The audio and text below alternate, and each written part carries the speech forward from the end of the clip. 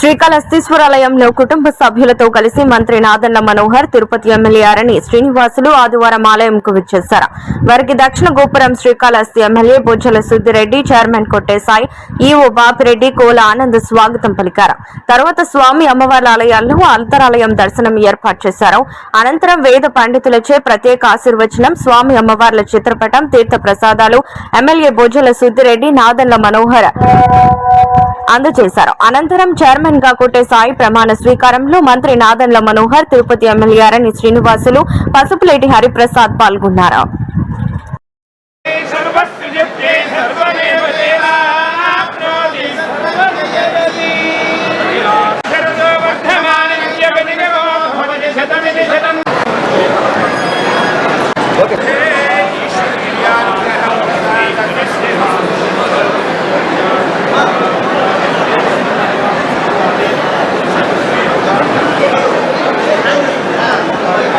phone చేశాడు మాకంతా చూసుకోవడం మంచిగా